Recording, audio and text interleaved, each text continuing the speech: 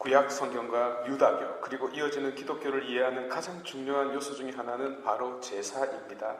특히 희생 제사입니다. 오래전 춥고 캄캄한 사막에서 사는 사람들은 밤을 지새야 할 때 사나운 맹수로부터 자기 스스로를 보호해야 했는데요. 어떻게 보호했을까요? 배고픈 이리들을 어떻게 쫓아낼 수 있을까요? 아이러니하게도 자신의 생명을 지키기 위해 다른 생명과 교환합니다. 예컨대 염소 한 마리를 밖으로 내보내는 것입니다. 그러면 염소를 먹은 늑대들이 배가 부르니까 더 이상 사람의 생명을 해치지 않는 것입니다. 동물들은 끝없이 먹는 저와는 달리 배부르면 안 먹으니까요. 하여 이렇게 희생된 동물을 고엘이라고 불렀습니다. 염소라는 뜻입니다. 어린 양보다도 먼저 희생된 동물이 염소였습니다. 후에 어린 양, 무죄한 양으로 바뀌는데요. 제사에 희생될 숫자를 감당할 수 없었기 때문입니다. 하여 상징과 의미는 그대로되 동물이 바뀐 것입니다. 오늘은 잠시나마 이 희생된 생명에 관한 이야기를 해보도록 하겠습니다. 인간은 자연 속에서 문명을 탄생시켰습니다. 인간과 자연이 결혼을 한 것입니다. 이 결합으로 곧 인간과 자연이 만나 문명을 낳고, 문명은 역사를 낳고, 역사는 문화를 낳고, 문화는 삶의 의미를 낳습니다. 이스라엘의 역사와 신앙도 이런 수순을 밟습니다. 이 와중에 정확하게는 생명의 희생이 발생했습니다. 그것이 바로 맛배입니다. 예컨대 모세에 의하여 이집트에서 탈출하게 되는 마지막 장면이 무엇입니까? 파라오가 자신의 고집을 꺾지 않았기 때문에 하느님께서 죄 없는 맛배를 쳐버립니다. 모든 동물과 사람들의 맛배를 쳐서 그 길을 꺾어 놓았던 것이죠. 하여 탈출하게 됩니다. 말하자면 이스라엘 역사의 핵심인 이 엑소두스의 근본에 맛배의 희생이 없었으면 탈출은 어려웠다는 뜻입니다. 그런데 이 맛배는 아무 죄가 없잖아요. 아무리 적군의 자식이라 할지라도 말입니다. 그렇지 않습니까? 그들이 무슨 죄가 있습니까? 이 세상에 태어났다는 것 외에 말입니다. 때문에 하느님은 이 맛배에 대하여 너무나도 큰 죄책감을 가지게 되었습니다. 당신은 양심을 만드신 분이시니까요. 하여 태를 열고 나오는 모든 맛배는 반드시 나에게 바쳐라 라는 맛배에 대한 규정이 만들어졌습니다. 그 핵심은 소유였는데 이 소유는 그 누구와도 나누어지지 않았고 나누어주지도 않았습니다. 독특하게, 특별하게, 유일하게 오직 하느님의 소유로만 남게 됩니다. 하여 이 맛배가 땅에 묻힐 때 하느님 품에, 하느님 가슴에 묻히는 것입니다. 하느님 당신 눈 속에 담기는 것입니다. 하여 이 맛배는 아무도 손댈 수가 없었습니다. 이것이 이스라엘 신앙의 출발이며 핵심입니다. 생명의 아이러니 말입니다. 그래서 탈출했던 이스라엘 백성들은 이 맛배에 대한 희생 때문에 광야에서 따로 제사를 드려야 했습니다. 이것이 고엘의 출발이며 파스카의 본질입니다. 처음에 짐승이었던 것이 이제 사람의 생명애로 확장됩니다. 나아가 이 맛배는 하느님께 바쳐진 맛배 그리스도에게로까지 나아갑니다. 하느님의 생명, 하느님 당신 자신에게까지 이 책임 소재가 올라간 것이 기독교 신앙입니다. 기독교 탄생의 순간입니다. 생명을 구하기 위하여 생명이 희생되는 아이러니가 발생한 것이 기독교 신앙입니다. 따라서 신앙은 액세서리로 기록된 것이 아닌 삶의 자리에서 생존과 삶의 본질적 토대로서 곧 생명 탄생과 생명 존속 선상에서 비롯된 것입니다. 이 희생된 생명을 빼면 구약 성경이 탄생할 수 없었고 마찬가지로 기독교도 탄생할 수 없었습니다.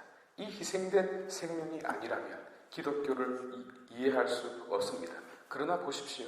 이 희생된 생명 그 중심에 생명의 존귀함과 존엄함이 존재하지 않습니까?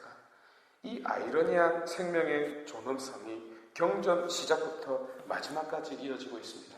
한 발만 더 들어가 볼게요. 가인이 질투심으로 아벨을 죽였습니다. 그럼 아벨을 죽인 가인은 어떻게 되어야 합니까? 율법에 의하면 자기의 생명으로만 갚아야 합니다. 그런데 하느님은 아무도 가인을 해치지 못하게 그 이마에 표식을 해둡니다. 무슨 뜻이죠?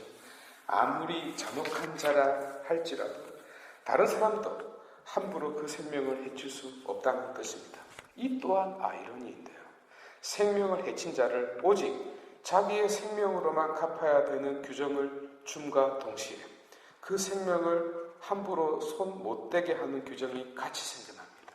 이게 무슨 뜻이냐면 생명의 존엄성에 대한 끝없는 이야기를 하고 있다 하겠습니다. 오늘 복음에서 예수님께서 뭐라고 하십니까?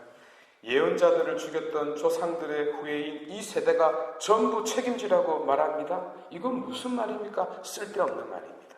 어떻게 책임져요? 무슨 뜻이냐면 책임을 못 진다는 말을 하고 있는 것입니다. 아무도 책임질 수 없습니다. 그러나 바로 이 점을 피력함으로써 결국 당신 자신이 책임질 것을 암시하고 있습니다.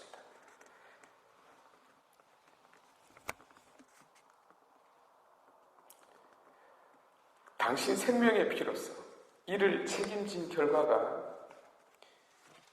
우리 앞에 있는 저 십자가입니다. 하여 제단에 뿌려진 희생 제물의 피는 모든 생명이 오직 하느님에게만 주어져 있고 희생된 고엘의 피가 우리의 속죄와 관련이 있으며 나아가 감사의 희생 제의가 탄생할 것을 예고하고 있다 하겠습니다. 미래의 시간이 고엘의 피로부터 열림을 암시하고 있는 것입니다. 이로써 우리 인간사회의 모든 중심에도 사실은 이 생명의 존귀함이 언제나 그 핵심으로 자리 잡아야 함을 가리키고 있습니다. 그것이 경제성장이든 법률 제정이든 무엇이든지 간에 인간의 존엄한 생명이 그 자리에 놓여 있어야 된다는 것, 어떤 사람이라도 함부로 생명을 대할 수 없다는 것, 마지막까지 그 생명은 보호되어야 한다는 것, 이것이 구약으로부터 이어져 신앙의 외침입니다. 이제 저 십자가에서 땅으로 쏟아진 그분의 피는 이 세상 전체를 제단으로 만들었습니다. 단 한 번의 희생으로 온 세상을 위한 고엘의 희생제물이 봉헌되고 영원한 존재의 그 피가 모든 세대를 위한 죄의 속량을 위하여 영원히 흐르게 된 것입니다. 하여 사도 바오로께서 에페소서 시작부터 엔 그리스도 예수, 그리스도 안에서라는 말을 그토록 계속 반복 강조하고 있는 이유입니다. 이 모든 일이 그리스도 안에서 이루어졌기 때문입니다.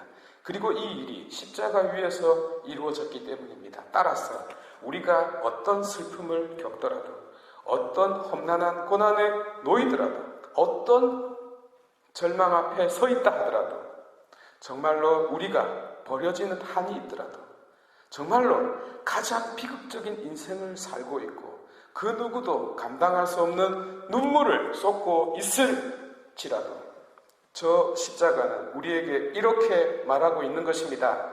우리를 위하여 희생된 분이 마지막 순간까지 나와 함께 있으며 마지막 순간까지 내 곁을 지킨다라고 말입니다.